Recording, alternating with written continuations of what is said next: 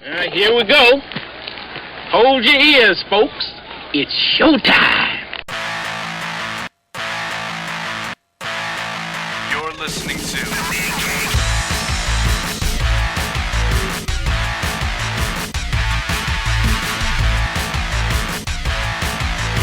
Comics Podcasting on the Edge of Civility.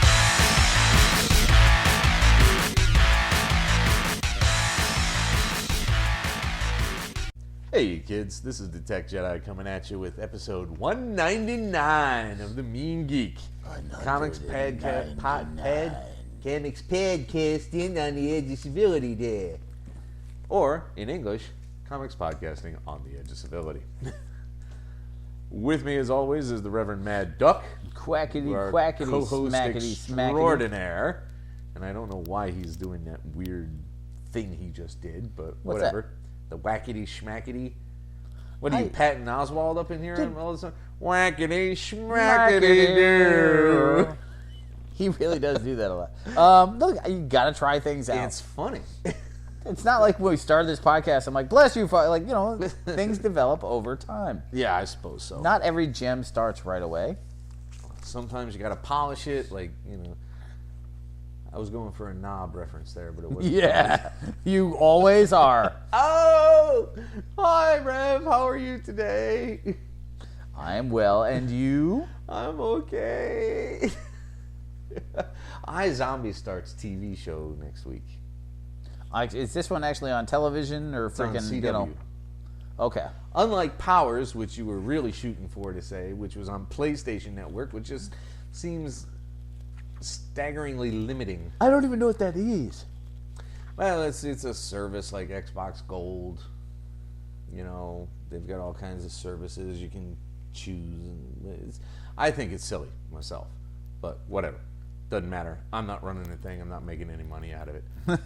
So they're not getting any money out of me neither. So, had you heard anything interesting this week, nerd-wise? Not really. I read an article about the 30 worst Batman villains of all time. Only 30. Well, I mean, you know, top 30. And that was pretty fun. I liked quite a few of them, so that amused me. That just fits you. Where'd you find that? Them Culture or something? Them? I don't know that one. Have to check. But it was fun. They have a lot of nerd articles, a lot of comic-based articles. I'll have to get you the site.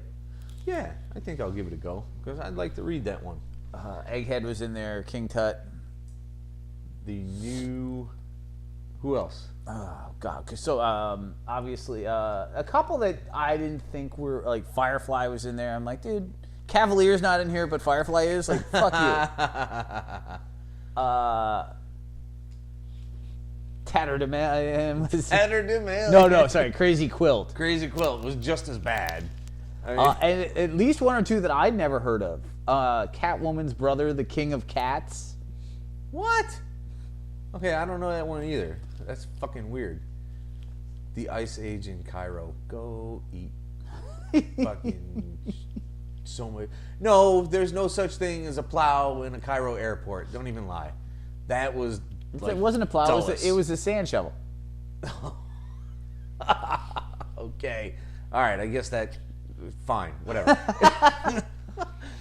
Anybody else interesting? There were so many. It was a couple days ago, but it was definitely fun. I always enjoy those kind of things, although I rarely agree. Like, they also had a top Batman villain list. Yeah. With Ra's al Ghul and the Joker at the top, but then Anarchy was in the top 5, and I had a hard Go time. fuck yourself.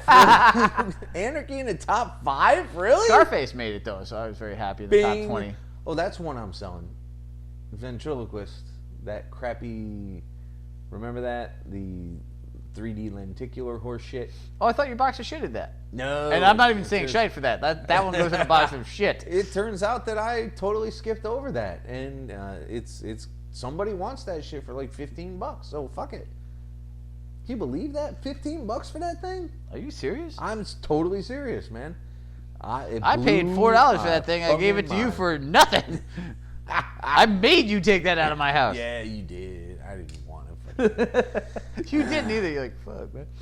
It's like, this is dumb. Well, the amount of free shit I've gotten from you making $15 on that is, not even close to fair. Yeah, so. pretty much. So, let's do what we were supposed to do last. What about you? Any nerd news on your end? Oh, yes. The first official photo of Michelle Benoist, or Melissa Benoist, or whatever the fuck her name is, No, Supergirl? in the Supergirl costume, which is suitably darkened in tone to match Man of Steel, Right. which is kind of disappointing, but I don't find those dark tones bad. I liked the suit, You like Man of Steel. mostly. I mean, hey kids, don't think that I'm for Soup's killing. Don't think that I'm pro Kevin Costner telling Kal-El anything. But there were a lot of elements of the show I did like. So let's move the fuck on from that. Okay. And she has a modest skirt and very high boots. So some people were saying that the emblem looked ironed on, and I'm like, I don't think so. Whatever. Some people are always going to be complaining. Yeah. And they're like, it's too dark for Supergirl. And I'm like, it's got to fit in with the rest. Now that they've established what they want their universe to look like, it should be consistent. I feel weird saying I this don't because care I've if yelled they're at bright so many. colors or not. There's more than one take to everybody. Oh, yeah. I realize the hypocrisy of a guy screaming, "That's not my Barbara Gordon" several weeks ago, pointing that out. But I mean, the new 52's literary crimes aside, any character worth their salt has had more than one development. Oh, sure. And Supergirl has been darker before. Not overly so, but a Michael Turner drawing of Supergirl was certainly not the same as a Kurt Swan. No, not by a long shot. But thank God there's no headband on this one, and you lost your mic. No, it's right here. I know where it is. The cape looks good. The top looks good. The skirt isn't. Did she look like Supergirl? Shit, yeah. Okay, because I really don't know the girl, so The skirt wasn't salacious at all. It was, very that's nice. Yeah. And although I've already heard people complaining about potential upskirt moments, it's like, shut the fuck up already. Dude, did they complain about that on Mary Tyler Moore? Shit, skirts have been around for some time. I know. As I understand It it. kills me. But no, she looks like a pretty good Supergirl. If she can act, it'll probably be a pretty good show. I don't know. I've never seen anything she's in. But what we're all about this time, and I know I said that in the last episode, but we got involved, and fuck it. We're not pros. We're not paid for this. No. We do it the way we want. This week, we're going to talk about some Marvels. December's Marvels, specifically, because we're 700 years behind. I blame you. I blame you, so it's all a wash. So we'd have been closer last week, but you told me 12 hours too late. I just assume you drive around with this shit prepared, man. No, we're gonna have to start. You have done that before, so. All right. Anyway, we're gonna start with Thor number 3, which has female Thor, who, and let me tell you, when you get to 4, you're gonna be irritated. oh, super. Because that suddenly gets very meta, and it's like.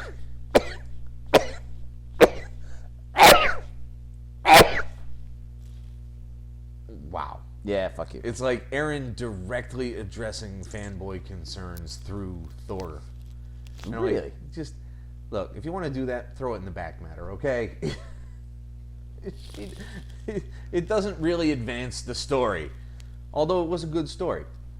But- Now That's 4. But what happens in 3 is we get some backstory of the Malekith and Jotun's plot, which has some really good dialogue. I enjoyed that dialogue quite. Oh yeah, no. Quite a lot.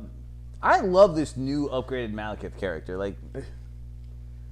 Just so happy to see a cool character move up awesomely in the rotation. Because he's been sitting on the back burner for decades. Yeah, I mean he's had small literally. appearances here or there, but nothing major Yeah. since Simonson brought him out. He has not been a player in the past. No. So, she's still stuck with Roxanne and a bunch of Jotuns separated from Mjolnir by the blast doors. which amuses me because she's getting all nervous and she's like, is it close enough, man? Am I going to change? What's going on here? Which, the tension on that I kind of enjoyed. I was doing pretty well with that. I liked it. Now, she and Malekith talk a bit, and a Jotun tries to eat her, which, again, amuses me because she just straight up kills the motherfucker. Well, there's a couple interesting moments. You do your whole thing, and then I'll bring out a couple of my key points. Now, you remember that Roxanne idiot Agar? Oh, so fun. Yeah, Minotaur boy. He keeps threatening and threatening and threatening with tech, and Malekith just kind of laughs at him. Because he's like, I got magic, motherfucker. But Thor, the original crispy... Chris Hemsworth. Original recipe Thor finally... Extra crispy Thor. He finally shows up at the end. To kick Thor's ass. It's like, Malekith, giants, fuck all that shit. Put the hammer down. No, don't. He loves his hammer. All right, so a couple of key points. First off, yes, the dialogue between Malekith and the current leader of the Giants was pretty damn awesome. Yeah. The whole idea that they were going to take the skull back and do something with it was never entirely clear. Yeah, what were they going to do But with she it? shatters it anyway, and so it becomes kind of a moot point. Which amused me. She's like, oh, that's what you want? Let me show you something. Smash! Yeah, there's a little. Her dialogue is a little stilted in parts. A tiny bit. They're still figuring her out. Right. It doesn't come across perfectly as a character in terms of that. But I have never seen giants spit someone to death before. That was really odd. That was pretty gross. And then I don't entirely understand how a god gets swallowed by a giant and then hammers her way out through his eyes and beats the rest of the giants to death with the frozen spit. We just got to chalk that one up to comic physics, man. Yeah, dude. There's no way around that one. Hi, kids. This is Dr. T.O. Morrow with today's Comic Science Moment. Frozen giant spit. I got nothing. This has been Dr. T.O. Morrow with today's Comic Science Moment. But I'm digging it. I enjoyed a lot of it. I liked, as much as I think Agar annoys the piss out of me. He's a bad character. The evil Roxanne guy is always kind of funny, and Agar being so Gordon Gekko. Yeah. I liked the fact that Malekith was confused by how he had this Minotaur power that was based on the actual Minotaur. And I also like the fact that Malekith, who is the cockiest villain out currently, got his ass handed to him by Agar to the point where he was actually in pain, and Thor barely gets him there. So that was really intriguing. What the hell is up with Agar? The whole turning into a Minotaur thing now has a magic base as opposed to just a random superpower. Yeah. Well, if it was really a Minotaur, then, it would have to be mystical almost. Right. So, it just makes him a little more interesting. A little. No, he's still nowhere near my favorite. He's starting in the negatives as it stands, so he's got a long way to go before he gets to a positive. But I don't understand what they're doing with Thor at all, but I did find it interesting, shall I say, that he sees Malekith, he sees a bunch of giants, he's like, no, I'm kicking your ass. You started a war. That's not a war. Me kicking this tiny chick's ass, that's a war. And he's probably not going to win because he's got one arm. Yeah, well, that's when did he get a robot arm? Well, it must have been last issue, right? It wasn't in Thor, because the last time we saw him was, floating to the bottom of the water. No. Oh, that's right. It must have been in the original Sin stuff. Yeah, or somewhere. Blah. Fucking events. Bring me the axe. So that was fun. No, I totally enjoyed it. Beautifully drawn. Aaron is a great Thor writer. I still am not on board with the female Thor, and I have no feel for her as a character at all. It's still early. It is. It's only 3 She's issues so in. brand new. We don't even know who the fuck she is, and it's probably not going to be till issue 8 that we find out. But they do hint in the grossest way possible. When the giant is chewing on her, he's like, "Oh, it's like a god," but there's an aftertaste of something else.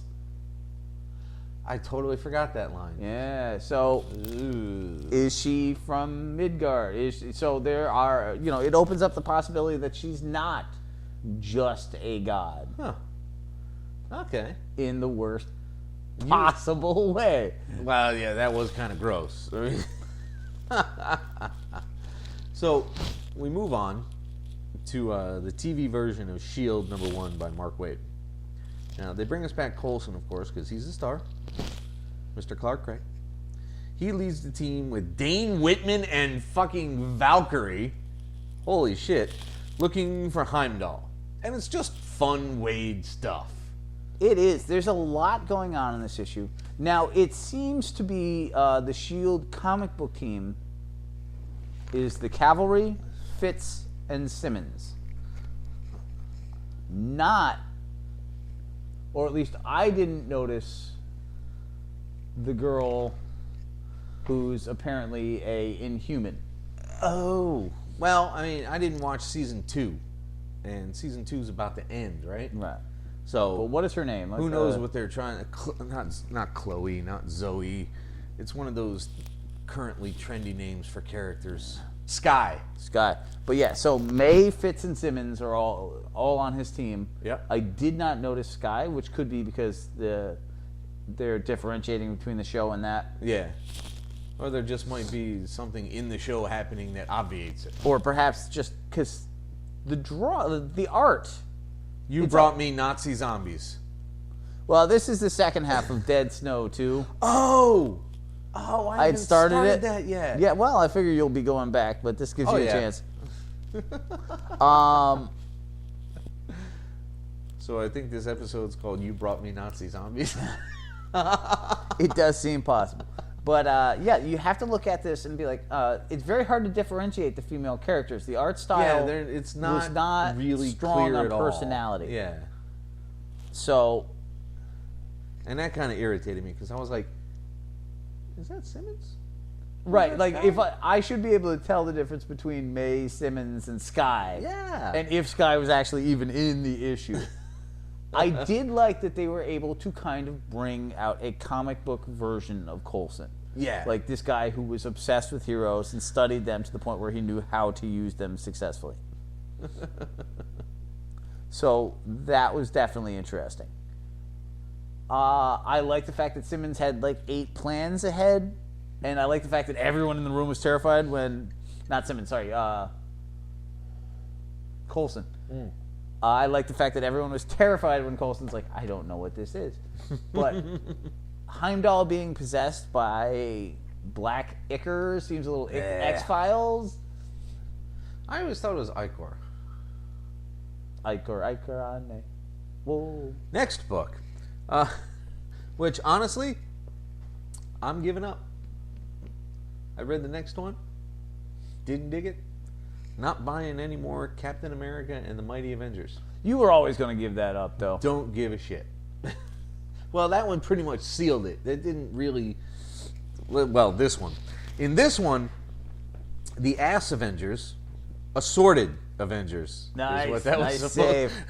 I missed the period in there. The Assorted Avengers and the God You Avengers. couldn't find the period in the ass, huh? Really? Ew. I was going to move on. You brought it back. Biologically, dude, you suck. That's all. Yeah. Look at me. Of course I see. The bad Avengers and the good Avengers throw down. Which now, see, this literarily, you offer me an interesting conundrum. Yes. Because from a heroism standpoint, Yeah. the bad Avengers Yeah. are Iron Man and Thor and Wasp, and the good Avengers are Team Craptacular. From a Avenger standpoint, the good Avengers are Wasp and Thor and Iron Man, and the bad Avengers are the horrible Mighty Avengers team that they've just cobbled together out of characters no one gives two shits about. So the cobbled together team, Okay. I will phrase now, throws down with the really good team who has been established for some time. But it's now all have alternate personalities. No, that's the bad team. The alternate personality team is the bad team. Okay. Because they're idiots. Because they're Okay. assholes. So they're bad. They're bad people. Yes, so Superior Iron Man pulls away their super-powered character by... He uses Wanda to whittle down the good guy team. Well, remember, he fires off an Ultimo robot to attack Greece. Oh, that's right. Blah. Where did he get an Ultimo, and why would he think it was a good idea just to get out of a fight, to attack a sovereign nation? Dude, the same site, I read 20 things about Iron Man you don't know. Yeah. Like, he used to have booty calls with Emma Frost. He owns Area 51. We knew the first one. Did we? Yeah. I did not. I think that came out in Dark Avengers. No, maybe. Pretty sure. But the Area 51 I didn't know. So Yeah, that is so new. the fact that he owns an Ultimo robot, really, you know.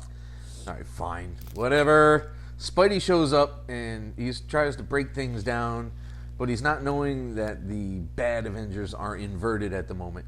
So there's a subplot in there that Spidey's going to be something. I'm not sure that he doesn't know so much as having gone through it from the other side. He's like, you know, we can't, it's not, he's more understanding of crappy behavior. Yeah, but they're super crappy, and I really don't see him tolerating that if he knew about it. You know? But you have Superior Iron Man playing to the crowd a lot more. Yeah. Evil Thor is severely fucked up. Yeah, no, it's just, I can't stand this. Like, I don't like the evil superheroes to begin with, and I really have no use for the mighty Avengers. Like, I like She-Hulk.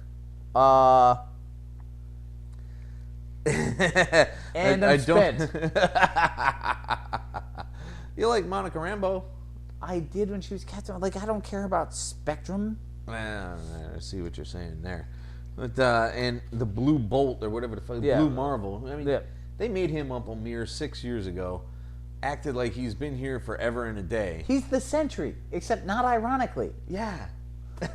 And I just don't find what they're doing in this thing entertaining. No, I don't like the book, honestly. Like, I'm not interested. Maybe if I had read the previous one and I had the slightest interest in the personality switch, I would care enough to see them resolve this, but I do not. I simply don't.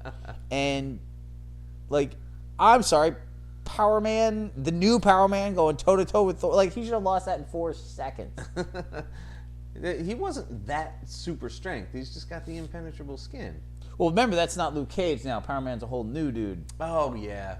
That's right. God. It's hard to keep track of this shit after a while. $52 a month is not... It's definitely, you know, it weighs on a person. And Kalu, the old magician, like, no, I just... Why don't you just bring Dr. fucking Druid back around? They killed him. Yeah, well... Well, that never stopped anybody, I'll give you that. Ever. But no, I don't have the slightest interest Let's in stop this. talking about this book. I'm not heartbroken to hear that you ended that one. I know you enjoyed Hawkeye Deadpool 3, though. Yes. Of course you did. This is the first time we've talked about this. We talked about the 0 issue, then we got either 1 or 2, missed the other one, Yeah, that happens. and then 3 now and 4 next month. Yes. So, Kate and Wilson need to team up because Clint is under some kind of mind control, and he chases, and there's witty dialogue, and Kate finds a rocket launcher named Marcia, which amuses the fuck out of me. She's very reticent to deal with it at first, but then she fires the fucker, and she's like, shit, yeah, baby! Give me more of these. Where's Marcia's sisters? But you enjoyed it.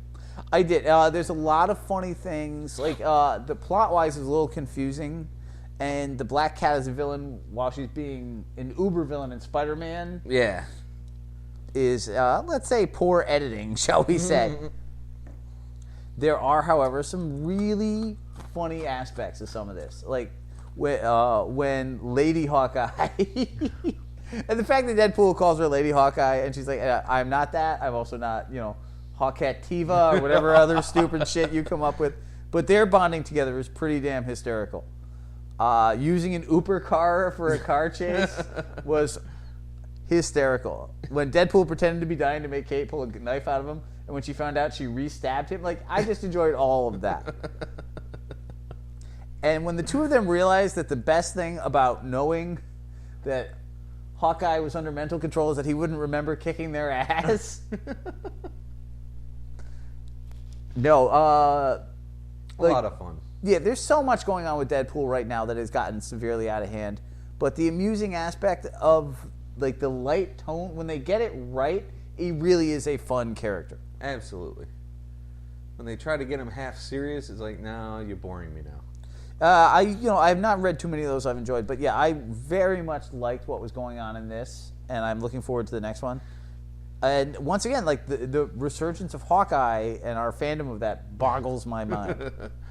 I am warming to Deadpool a bit, and it irritates me because now I'm gonna have to find all the good shit, and I don't know what the good shit is. I think so. I'm honestly just planning on buying any graphic that Cullen Bunn wrote and just staying there. And call it even. Yeah, if we get a chance, we'll get the new run with Brian Posehn and Jerry Duggan in graphic. Like, we'll start with all the newer things and just stay away from everything else. Yeah, because it's so difficult to tell because everyone loves him so much. Well, because I bought that graphic that you read, the Vegas one. Yeah. And it was mediocre. Yeah. It honestly at is in a best. pile of stuff that I'm not keeping. Like it was fine. It just wasn't great at any point. Yeah. And that's a big sin these days. With the amount of awesome that's out there, you can't get by with that. Not You gotta that bad. bring that shit, yo. Yep. Of course, like I've said before, we've been spoiled. Oh, mad. The sheer volume of stuff we get every single month spoils us anew all the time. Because we can go, well, out of 52 books, 56 of them were amazing. It's very true. But then there's things like She-Hulk 11. I had fun with it. I really enjoyed it. However, fun with go through your plot thing. I did have one or two major problems with this one. I was disappointed. Titania has shown up in Jen's office to punish her for working on the blue case file, which Angie actually did. So, Volcana shows up to the fight as well, which is just like, what? This is Secret Wars all over again, motherfucker. Where's the Molecule Man? Up in this motherfucker. Patsy smacks her around, though, with a crowbar, which I laughed at. I thought all of this was awesome. I thought they did Titania really well. Yeah, but Jen gets mad at Angie for working on the case file and fires her, even though they find out as a result of all this that Nightwatch was behind it all. Okay. Everything up until Angie and her helper monkey having superpowers. You knew there was something different about her for Right. 10 issues already. It came out of, it just didn't flow well at all for me. Like, I loved, like, Titania sitting in the office, like, the fight scene, the old buddy showing back up, like, them planning for She-Hulk to be overly polite and force them into the woods to fight. Like, Right. Loved all of that. Patsy Walker with a crowbar, I'll read that shit all day long. Everything there was great. But when they started flying over and the helper monkey suddenly turned into the Griffin, basically, The Griffin. that's who I thought it was at first. That was a bit much. And then Angie The with the monkey's weird, name is Hey Hey, by the way. yeah, hey, Chi, whatever. I don't give a rat's ass. And then Angie like spitting superpowers, and You found it disconcerting? I just, particularly with 2 issues left, I'm like, I'm not maybe if there was a slower reveal of the powers thing, like maybe it was forced. She's been sketchy since issue Yes, one. I've never found the Angie. You can't say that this is sprung on you. Right, and the other aspect of it is, let's be honest, there's nothing about She-Hulk's character where like, oh, I kept working on a case. Oh, you're fired. Yeah, that did seem that I was not happy with, because I'm like, really, she's just gonna hardline right off the bat and just say, I mean, that doesn't sound like Jen. I get, I'm upset with you, and I think maybe you should look for another job, but like, it just didn't fit the character, particularly the way it's been written thus far. No, you're right. You're right. So yeah, I loved most of the issue, and I will miss this book, but like the Angie hey thing was definitely a weak point. And who the fuck is Nightwatch? He's another one of those. Of course, he's been around forever. We just haven't talked about him. He's another Blue Marvel in another century. Oh, good. And you'll find out in issue 12 why that's even more irritating than you think. Oh, super. Let's move on to Superior Iron Man 3. Now, this drives me nuts. I am so ready for either to drop this book or have a turn of events that puts Tony back to normal, because this kind of over-the-top assholishness just is driving me absolutely batty. No, that irked me. I'm going to disagree with you at the end, just to give you a heads up. Okay. Keep going. Whatever. When don't you? When you're right. Now, Stark repairs Matt Murdock's eyes with the Extremis 3 thingamadoodle, and he tries to leverage that to have Matt on his side, which, in his current mindset, is at least consistent. Solid plan. Yes. Now, Teen Abomination... fucking fuck you, Teen Abomination! Teen Abomination wants Extremis because he's 13 and he looks like the fucking Abomination. So I would be like, where can I get my $100 a day if I had those giant fucking fin ears as well? Forget the acne that he's got. It's fucking fin ears that kill me. So there's a nice little scene that lasts not long enough, and literary speaking, exactly long enough, where Matt goes to see Foggy. I love that. That was a great scene. Loved. Like, that changed my whole idea of this guy as a writer, because that was exactly what Matt Murdock would have done. Yep, absolutely. That he had that part of that character right on, and he didn't drag it out. Didn't go see, and you know what's the best thing about it? He didn't go see Black Widow. No. He didn't go see pictures of Karen. No. He went to see his best fucking friend. Right. It was amazing because, like, if you go like from a female standpoint, then it becomes something different. Yeah. I mean, if Karen was still alive, like, then yes, obviously that changes that. But in the current environment, like Daredevil, like, that's the most consistent thing his entire life. And he's never seen his face. Yeah. Well, since high school. College. Really? In college? Yeah, they were all in school together. He wasn't... I thought he was blind as a teenager. Oh, shit, you're right. But, yeah, sorry.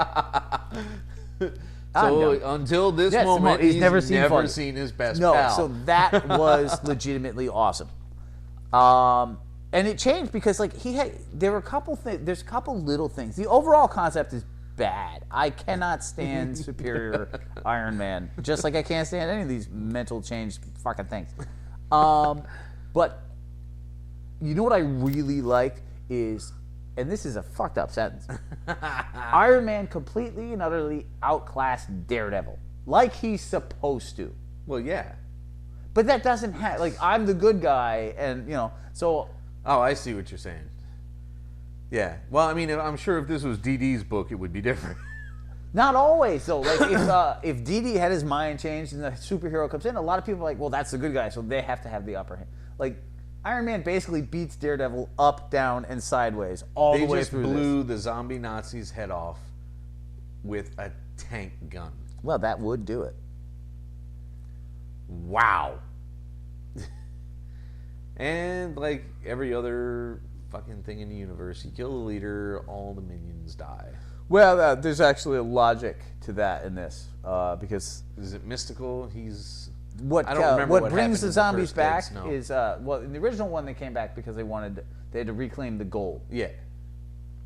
So what brings people back from the dead is one of two things: either they have to reclaim something, or to achieve something they didn't.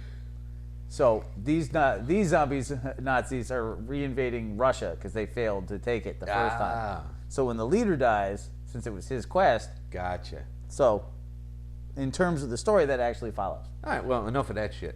But yeah, so little things like that, and then the moment like Teen Abomination attacking Tony's home is a teenager move. That's awesome. I saw you shiver when you said Teen Abomination. Yeah, it's horrible, just horrible.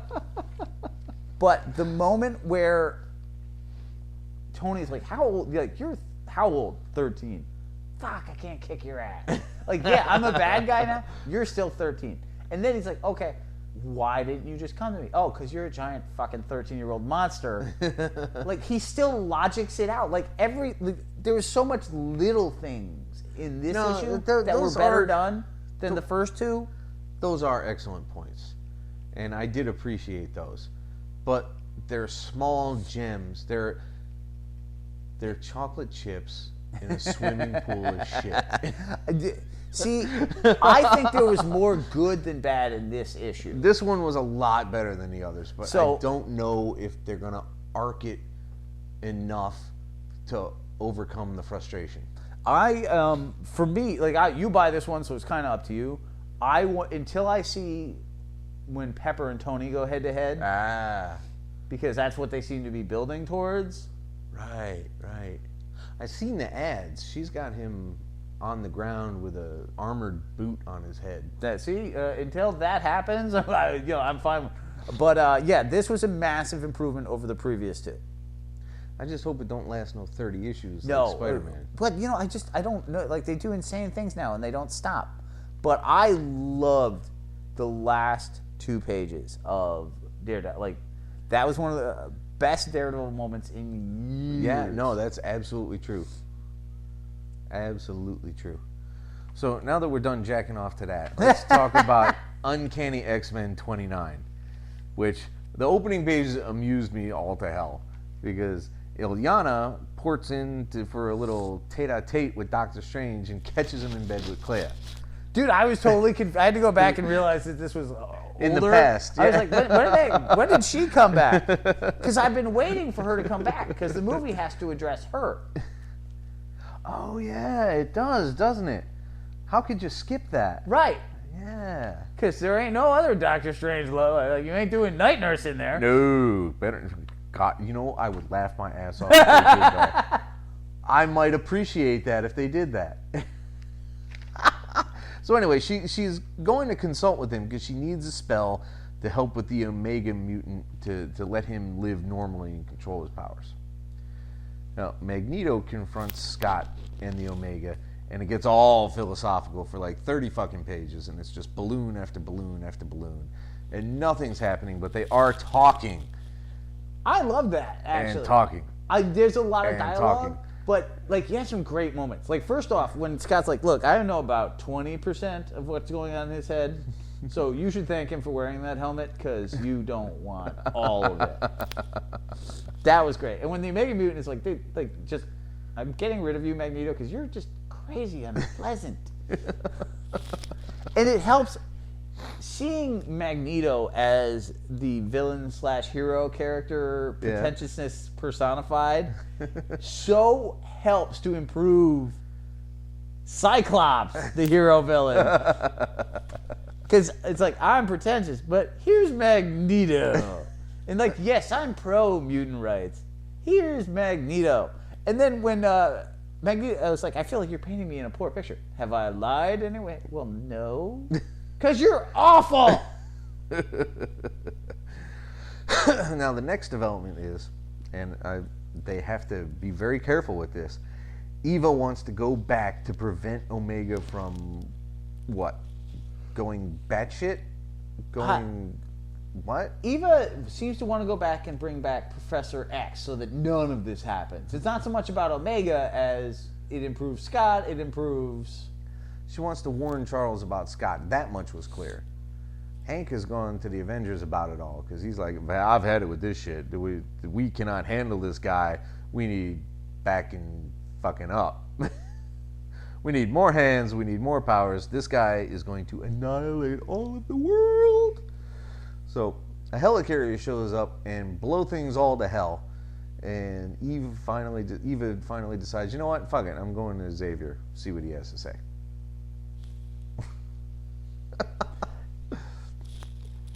And I'll tell you, next issue, he's got a lot to say, and she don't necessarily like it.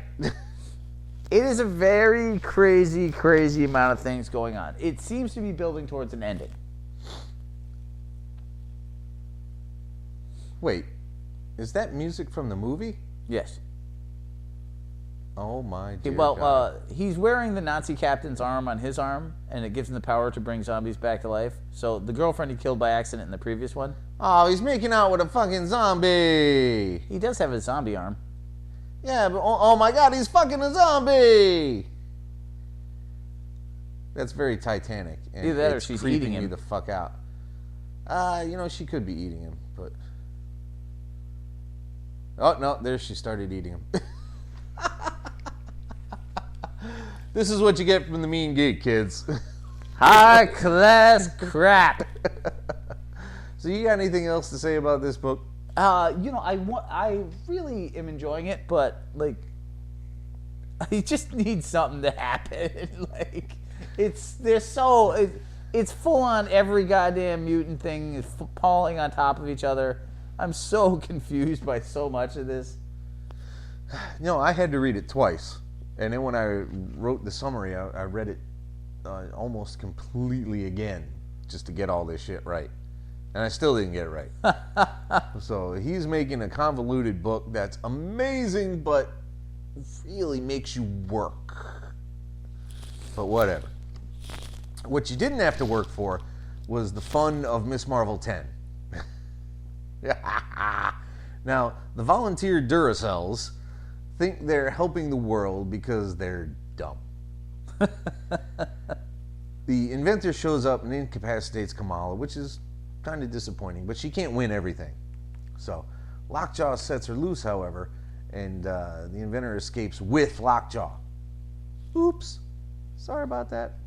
Kamala's a lot smarter than the Duracells, and she tries to talk them out of their dumb-ass plans to contribute to the world's energy crisis because they can't contribute to anything else because the world thinks they're just dumb millennials and whine, proving my fucking point, Which is?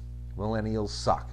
Well, see, they don't, and that's the point. They want to help, but they're not thinking forward enough in this book. Yeah, but every age has that. Like, you have because of that very mindset. Like, these kids are being told constantly in media and in person, like, you guys blow. We weren't told that. Were we told that? Shit, yeah. By whom? I don't Dude, remember you're that. a metal fan. You heard that. You had a giant band patch on the back of your denim jacket. It never seemed institutional to me, so to speak. No, but the world wasn't as culturally available. Like, if Well, that's true too. like, you weren't hearing it on Twitter and Right. We played Oregon Trail. Computers were very different. No, there is that, I suppose. But I mean, just go out and prove them wrong. Don't put yourself into a tube to provide electricity for people. Well, yes, I mean, it's a think horrifying about thing. that. But dude, when you're dealing with a budgie of the sheer brain power of Thomas Edison, A budgie? well, he's a bird. What's a budgie? It's a parakeet. It's a bird. Is it? Yeah, never heard that B-U-D-G-I-E, phrase. budgie. No, I never heard that. I think it's a specific type of bird, but it works. Trust me. Weird. Okay, so you were saying. Anyway, for fuck's sake. Facts about budgies, a new podcast from the makers of the Mean Geek. No, I am not researching that shit. You can do that on your own. I'm sure your phone records. Anyway, Yeah, so like when you have something, when you're talking to a giant Birdman, pure brain power like that, like some people are going to get confused. Well, anyway, she eventually does kind of convince them. And they all go to confront the inventor. In the stupidest outfits they could put together. And Ever. But, that's kids. So, but, he reveals even more battery kids. So it's like, really? What are you doing there? Oh, shit, Naki is one of them. Oh, now it's personal for Kamala. Oops. Sorry about that. it's such a great book, though. I'm so happy with it. You know what? I'm not even going to go over the same ground we went to, but I dig it now. And as long as Wilson stays on it, I will be happy to continue buying it. No, it's a lot of fun. It's also like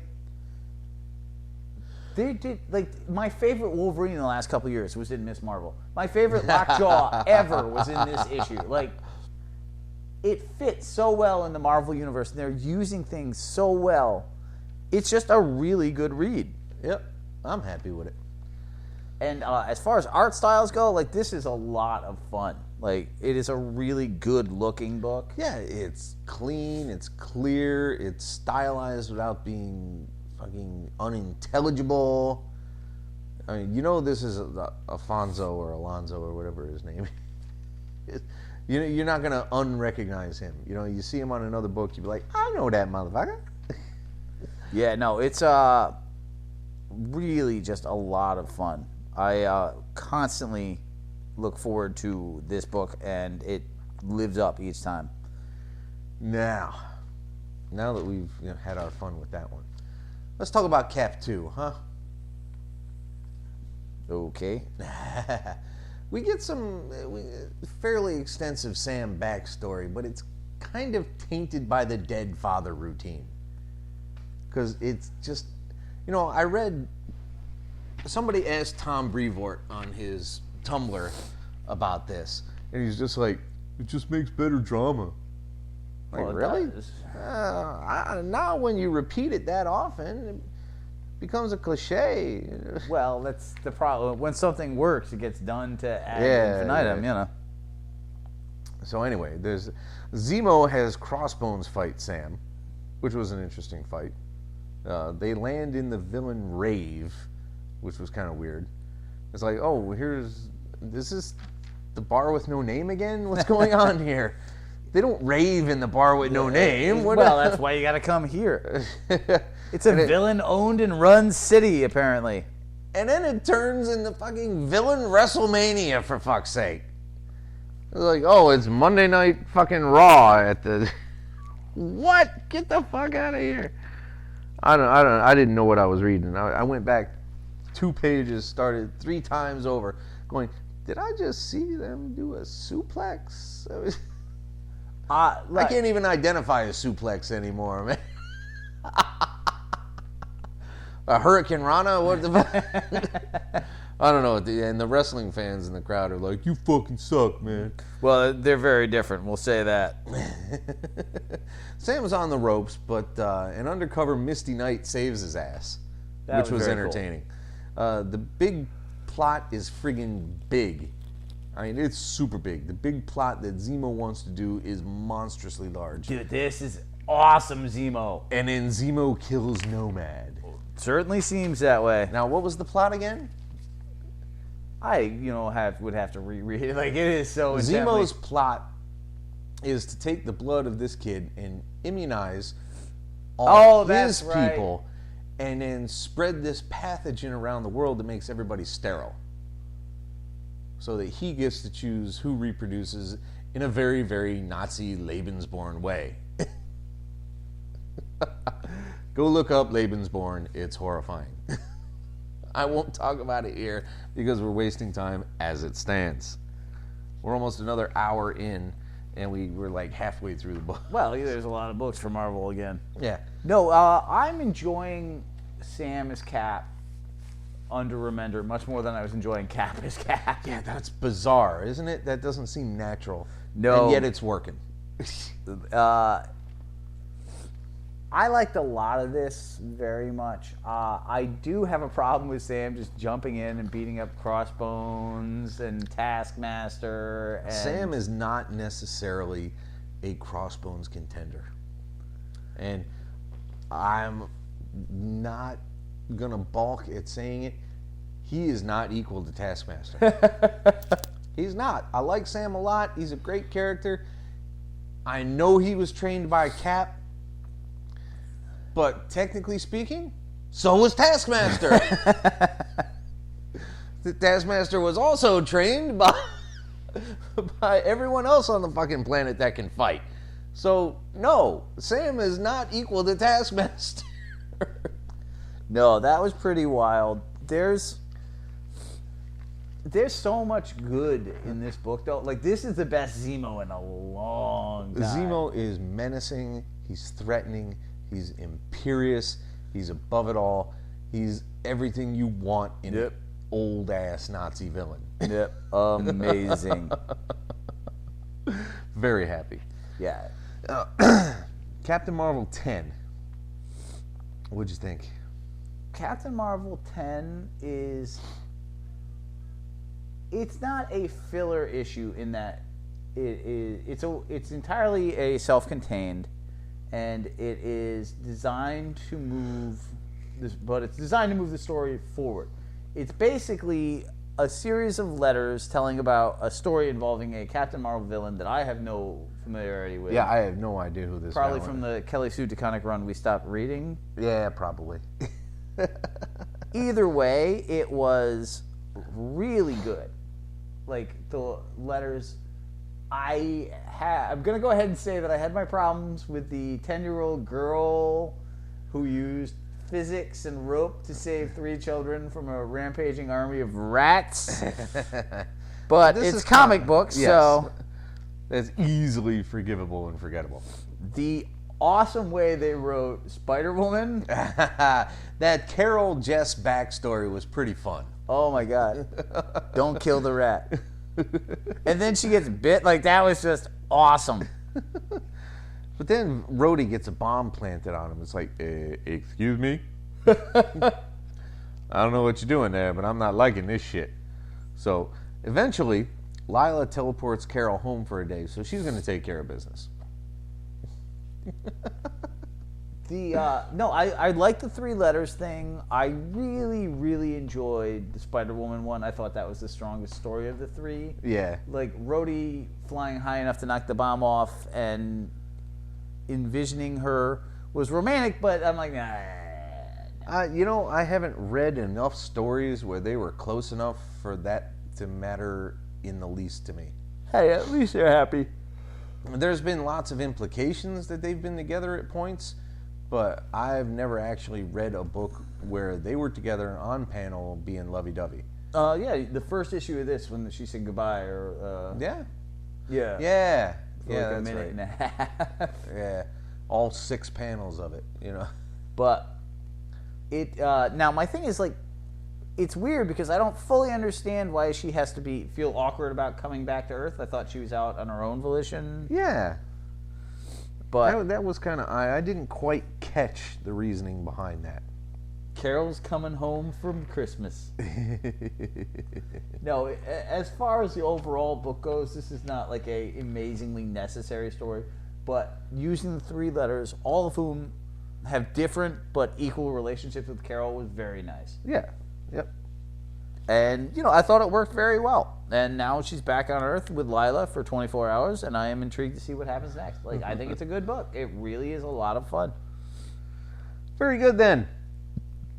We'll try to find something in here somewhere that we can scream about, but it's not working this episode. Black Widow 13 might do it, though. I don't know. So, things ramp up a little bit. Nat visits Kyle and meets Tori, who gives Nat a list of Chaos accountants for some bizarre reason. Like, really? Accountants? You're going after... What is this? Fucking the Untouchables up in this motherfucker? Nat leaves with the cat. Really takes the cat to the woods. Well, she makes somebody else take the cat to... and then meets her there. Like, it's very odd. Like, I can't believe that dude's alive after the shots that he took, but so be it. Yeah, but then she kills his ass anyway. No. The her representative is still alive. Oh, Isaiah. Yeah. Yeah, no, Rashid gets shot. He Well- gets fucked up. That was an interesting. I'm pretty much on my last breath of this book. Like, I have tried. I reassessed it after I adjusted my expectations to the new mentally washed Black Widow. Yeah, I remember that. Even with that, like, it's just a downer constantly. Like, at least something's now happening and the plot's starting to come together. Yeah, they're moving a bit forward, But God, Team Chaos or whatever that she's after. let's move forward. Even then, like, the whole Rashid thing, like, she only kills that guy because he starts talking about how he started to get off on killing him, would do it again. Yeah, well, Like, the if reluctant... I was in Nat's position, I would kill somebody for talking like that too. Fair enough, but the whole reluctant assassin, like, it's the split personality of her character at this point. It's not fun to read. No, it really isn't. So this, you know what? I'll give it one more. I will order one more. Hey, I mean, if you're enjoying it, keep getting it. I'm certainly not. But, like, I feel like I've put time into this book and I'm not getting enough back. Yeah, there are positive points in it. There are not enough of them to beat off the grim dark thing. And it's just like I don't want an assassin book. I want a spy book. No. I want Velvet. I want a sense of humor. Like, I don't like that. It's like Outcast. It's like, oh, you're really good. I just want to go wash now. It's true, man. Let's go forward to All New X-Men 34. Now, Miles and Discount Jean Grey Jr. meet this world's X-Men, including Old Jean, and the two mind meld, which has got to be just fucked up. Dude, I can't even share socks with somebody. Like, fuck memories. Bobby gets to fight a mole man creature in Atlanta, running out of moisture, which amused me. But it also kind of irritated me because Atlanta in summer is incredibly humid. So somebody wasn't paying attention. I totally enjoyed that. Like, that was a lot of fun. No, that was fun, but it didn't work with the time frame. X-23 and Warren get to bond a little bit. They're having a day out. Hank gets drugged by Doom, and Bobby's arrested. Discount Jean uses Cerebro to find a surprise. So there are so many plot threads in this fucking book. Yeah, again, it feels like Bendis is moving towards an end of his run, which I think you had mentioned. Yeah, I had read that. Which is fine, but start tying shit up. Well, it's X-Men. Then nothing ever fully gets tied up. We can hope, right? I mean, he doesn't usually just wander off a book. There's so much time travel wrapped around this, though, and so much. Like, I don't even understand which gene is from which anymore, or who's this and who's that. Well, there shouldn't even be a gene right now in, quote, our world. It's very, Discount Jean Jr. is from the past. That much is very clear. There's nothing been changed about that. That's not confusing at all. I don't know how you're getting that confused. Good looking at your phone. It's very true. Like, it just needs a little bit more clarity. Like, just sort of cut through. But this whole book has been time travel after time travel. And the base concept of it was awesome, and I hate time travel. But then so many more versions of it have shown up since then. Yeah. Like, I've seen like 7 Jean Greys. Like, I don't want any more. Well, all you got to do is to tell which one they are is look at them. If they're kind of grizzled, muscly, that's future Jean Grey. If she's all Famke Janssen, that's current Jean Grey. Isn't Famke Janssen really like the grizzled Jean Grey though? If you break it down, like this Jean Grey is supposed to be like 18, 19 years old. What? Which one are you see, now you're deliberately confusing me. The current Jean Grey Yeah. is the teenage girl. No. That's past Jean Grey. There's a Jean in this book in the one of the But she's not current. Like that. in that Miles' Jean Grey universe. is dead. In Miles' universe. Right, which is a totally different universe. So Yeah. the current Jean Grey is this 18-year-old one. I hate X-Men books. That's what I'm saying. This is why we don't buy X-Men books until fucking Bendis came on. Because was you so can't even talk about them correctly. Right, because it was so good, but now so much has happened. And we're talking within 30 issues. 30 issues is a lot. But it's gotten this convoluted. Like, think about it. Claremont took 200 issues to get this convoluted. All right, there is a future Jean Grey. Right. Who's all muscly. Right? We don't know which timeline she's from. But there's the Miles Ultimate Jean Grey, who is the Famke Janssen. Ah, see, that was where you lost me, because I'm Earth 616 or whatever the fuck it is. Time-wise is not... Time sliding is not the same as dimension sliding.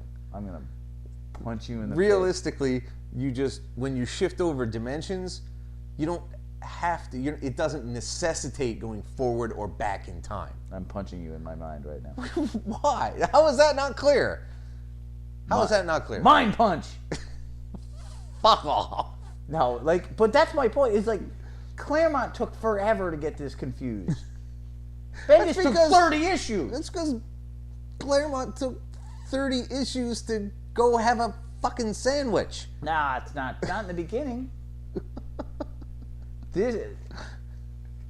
I love Bendis' run on X-Men, but it just has gotten, it's weighed itself down to the point where it's unreadable.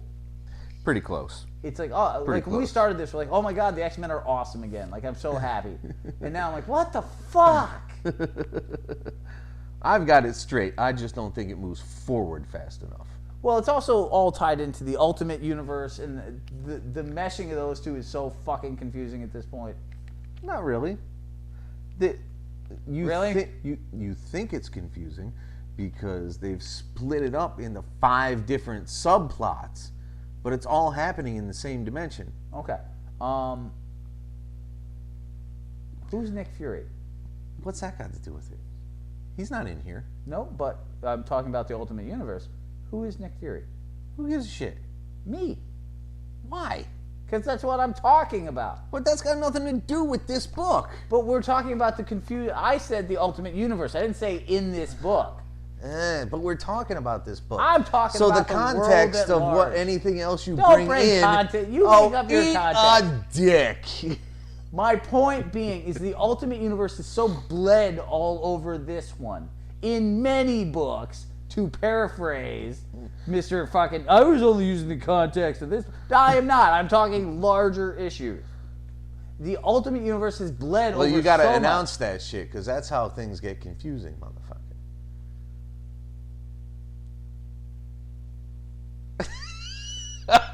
No more mind punching. That's totally what's happening right now. No, but yeah, like who's Nick Fury's who's has gotten convoluted to the point of ridiculousness. Yeah, well, I mean, they just dropped that on us like a bomb. I don't know what the fuck issue that happened in, but apparently, current 616. Why are we explaining this? In Amazing Spidey Annual 1. Woohoo! This starts off with the old story of Pete has a deadline but blows it because he's Spidey. And then there's an Aunt May 2-pager. And then, That was adorable. that was pretty funny. I did like that. And then Pete has laryngitis, and that amused me as well. That was great. But they led with the, I guess it was best to lead with the whole Pete's missing a deadline again routine. Because then that leaves you with the pleasantness of the other 2 stories. My thing is, like, I didn't have a problem with that because I didn't find it unpleasant. Like, I thought as an annual goes, like, these are completely unnecessary stories. I, however, really enjoyed the fact that the first one made it very clear that the reason that Pete's life sucks is because Pete makes stupid decisions. He does. If he had done his reading and gone home, like, he basically ends up in a huge adventure because he wants somebody to get their phone. Like, he's not saving lives. He's doing something nice, and that's admirable. It's highly admirable. And he ends up doing a lot of other great things because he was out there, which is the thought process of his character. Yeah. There really isn't a practical reason it couldn't have waited. At all. None. He could have gone home and done his reading. Like, Hawkeye would have already been dealing with the other fire sequence. Somebody would have caught the menagerie because they're awful. They weren't getting away. Like, the fact of the matter is that Peter wants to be out there. Spider-Man is fun. Science is not. Much like I felt in the 3rd grade. So that's where we split? Because 3rd grade is where it was? Oh, well before that. Is that why you were held back? 3rd grade is when I realized that Spider-Man was more fun than science. The birth of my understanding of science was when I realized that that was not fun.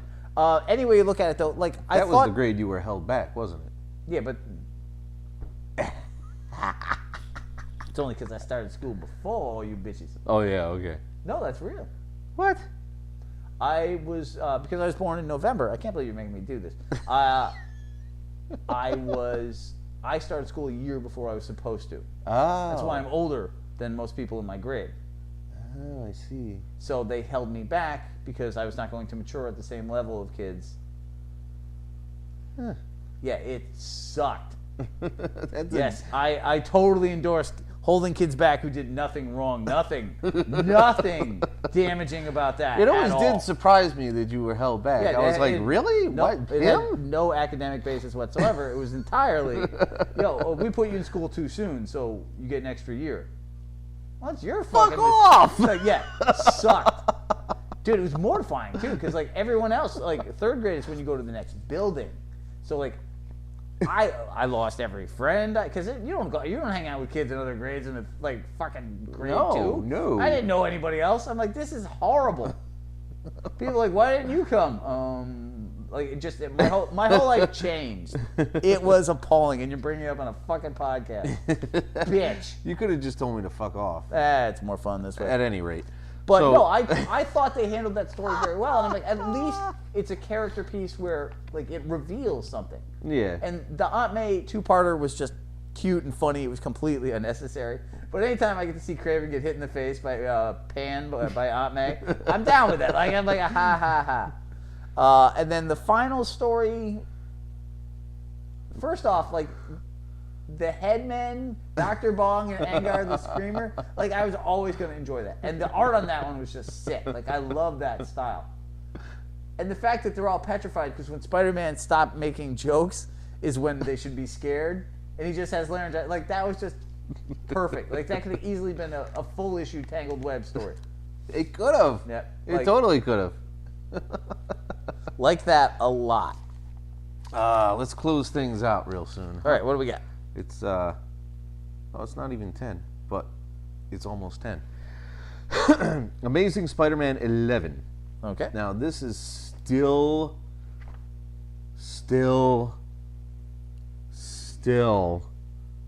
the whole Moreland invasion from another dimension for a character that I never knew anything about, that you probably made up and gave it another backstory like he always existed, like the other 3 fucking characters this episode. He punches out Ock to gain control of all the Spider-Men from all of the Spider-Verse, for all the Spider lives. Quit putting Spider in front of fucking everything, okay, fellas? The Morlands keep killing various Spideys, because that's what they do. Eventually, we get to 60s cartoon Spidey, which amused me. That was very funny. I'm not going to lie, that made me smile. Eventually, the Morlands, led by Solus, show up on Earth 13, whichever one that the fuck is, and eat Captain Universe Spidey and take possession of Baby Ben. They took Baby Ben. They didn't eat Captain Universe. Well, no, I guess they did kind of. They consume the energy of the. Yeah, it they was eat very. 'em. But they did out and out eat Spider Monkey, which made me very sad. Yes. Spider Monkey. There's 2 levels that works on, and they're both amusing. Yep. Yep. But I'm ready for this this bit of grimness and this unending variety of characters I can't give a shit about to end. No, I mean, Give me a next story. Moreland has been around since Straczynski's Spider-Man, and So don't remember it. I got to reread it because I just plain don't remember it. yeah, he was this huge anti-spider character that the whole spider totem and animal totems. Remember the old guy who had spider powers? I don't remember the old guy with the spider powers. I remember the totem concept. So he was preparing him for Moreland, and the whole family aspect is new. But Moreland has been around quite a while, and like the fact that they're weird Victorians living in a castle and eating spider people, it's a weird concept. I like the execution of it. I think a lot of cool things have come out of it. I feel like the expansion of the Spider-Verse is happening at a Tom DeFalco level at this point. And at some point, they're going to crash back down to Earth. Like, there's simply too many Spider books out there. Yep. Spider-Woman and Spider-Gwen. And Silk. Yeah, it's just pushing the And envelope. Spider-Man twice a month. And Spider-Man 2099. Eventually it will Not to mention collapse. Ultimate Spider-Man. Eventually they'll start switching, because now that Spider-Woman is getting a new direction, she can have her own fucking book after 5 goddamned issues. Once, That still has potential. right. I read Silk. That seems like it's going to be fun. I read Spider-Gwen. I digitized it. Oh. I bought the Comixology one. Sometimes I get impatient and I don't really want to own stuff. So, and who knows how difficult it would have been to get a copy the first day. Right. Because apparently some assholes are slabbing Edge of Spider-Verse 2 with her first appearance on it for $1,200. That seems unnecessarily high. It's totally unnecessary. But you got all these books, and they're all starting off promising, and you know eventually there will be a team change, and you'll be like, I don't give a shit anymore. I mean, well, we know that Land is already leaving Spider-Woman after the first 6, right? Yeah, but it's mildly understood that he's never going to stick around long. Right, but that's true, but many people are jumping onto this because they think a book looks great, not necessarily because they're familiar with Greg Land. Yeah, yeah. Either way, it's the Spider Universe has expanded exponentially. This is a surprisingly well done crossover in that, as much as I am tired of the Moreland Dark Shadows family feud, I am still like it's cool to see. I'm waiting to see what happens next, and the constant use of the different Spider-Man. And there's a lot of really clever writing, like the Spider-Man cartoon that was awesome. Spider Monkey, Peter Porker, like little things they've done extraordinarily well. I'm just ready for different, is all. That's all. Yeah, That's but all at I'm the really same time, saying. like as far as events go, like this is up there with Spider Island for me, in which I'm like, dang, that was pretty goddamn good. I suppose. I just have to have a counterpoint. I'm getting limited patience these days, is what it is. No, I totally understand it. Like, it's going on for a while, but good stories take a while. You know, like Watchmen was 12 issues. That was a full year for one miniseries. You know, it had a lot of filler in it. I never did understand what purpose the Black Freighter served. Literary merit. Okay. It's foreshadowing, dude. Like the guy who wrote that was working on the project and was publishing that at the same time. So the Black Freighter comic writer was one of the guys who helped create the Alien. Remember he and the Indian girl? Oh, jeez. Yeah. Maybe you should reread it. Yeah, well, it's been a while. Because it's 12 fucking issues. And it's got more text in it than the goddamn Bible. That is not accurate. Anyway. So that's what happened. Let's finish up with Spider-Woman 2, in which Jess lands in a universe where a version of her rules. Jess obviously impersonates her, because who wouldn't want to be in charge? While Silk runs from the Moreland twins. The twins. There's always twins. There's twins everywhere. Yeah. Well, I mean, you know. The Struckers have twins. Fucking Fenris. Bleh. Silk jumps where they can't go, however, because of the radiation, and she just happens to know where the fallout shelter is, because it's hers.